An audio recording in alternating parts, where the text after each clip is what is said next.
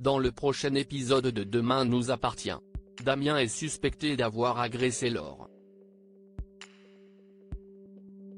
Alors que Roxane fait un deal avec Adeline, Manon jette son dévolu sur Nordine. Attention, les paragraphes qui suivent contiennent des spoilers sur l'épisode de Demain nous appartient diffusé mercredi soir sur TF1. Si vous ne voulez rien savoir, ne lisez pas ce qui suit. Mercredi 6 mars dans Demain nous appartient. Manon est sur les nerfs. Manon s'est levée du mauvais pied. Aurore et Nordine sont à ses petits soins pour tenter de lui redonner le sourire.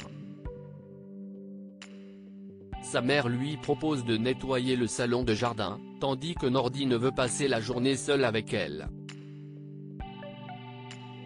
Manon répond qu'elle préfère de loin l'idée de sa mère. Alors que toute la petite famille nettoie les chaises et la table de jardin, Manon s'énerve contre Nordine, car il utilise du vinaigre. L'odeur la dérange et elle le lui fait comprendre. Plus tard dans la journée, Aurore et William se retrouvent au Spoon pour discuter de la relation entre leur fille et Nordine. Ils semblent inquiets. En rentrant chez eux, ils essayent de ne toucher un mot à Manon. En soirée, Nordine se rend à la gare pour retrouver sa mère. Elle lui demande si Manon n'est pas énervée contre sa venue à 7.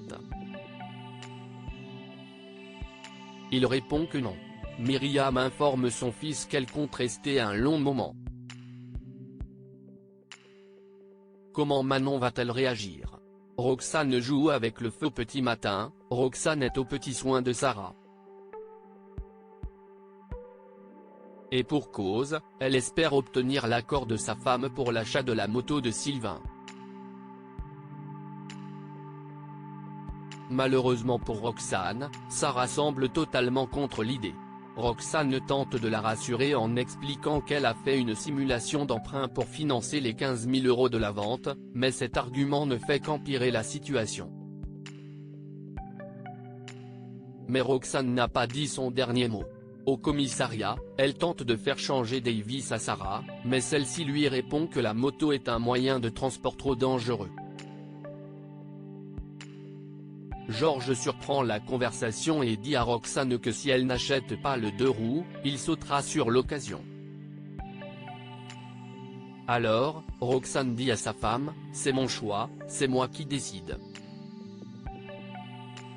De son côté, Adeline se renseigne auprès de Christelle sur Roxane. La femme de Sylvain Moreno explique que Roxane est une femme mariée et qu'elle a même une petite fille. Roxane lui a-t-elle tapé dans l'œil? Roxane retourne chez Sylvain pour confirmer l'achat de la moto. À sa grande surprise, Adeline est également là pour faire une contre-proposition. Cette dernière lui propose d'aller boire un verre pour trouver un terrain d'entente. Lors du rendez-vous, Roxane se plaint de ne pas avoir suffisamment de temps pour elle entre sa fille, son travail, et Sarah qui ne comprend pas son choix de vouloir une moto.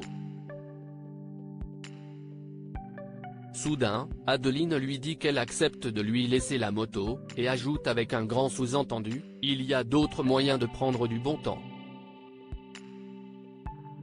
Roxane comprend qu'elle n'est pas intéressée par la moto. Damien est arrêté ce mercredi matin. Philippine profite de la présence de ses deux fils pour leur préparer un petit déjeuner d'exception. Alors qu'ils partagent un doux moment en famille, quelqu'un frappe à la porte. Il s'agit de Sarah accompagnée d'un autre policier.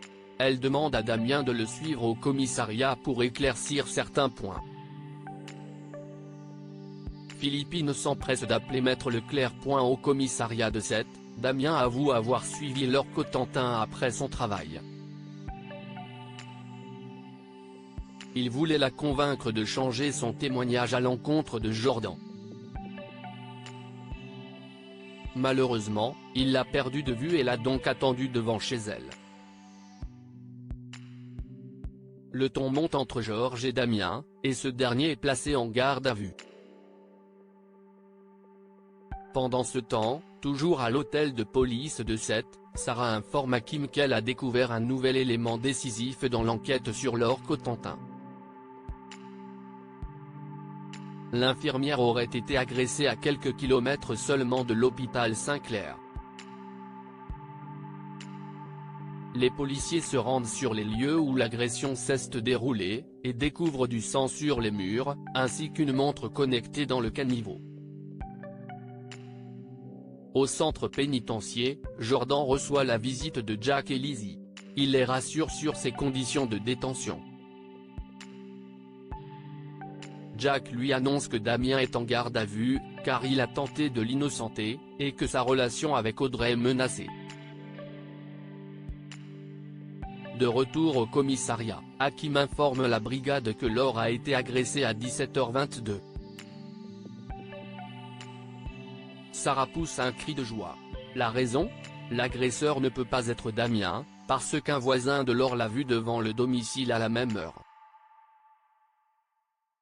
À sa sortie de prison, Damien remercie Sarah de l'avoir innocenté.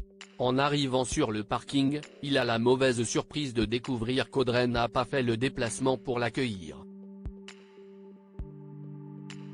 Au même moment, nous découvrons Audrey en larmes, assise dans sa voiture, sur le parking de l'hôtel de police.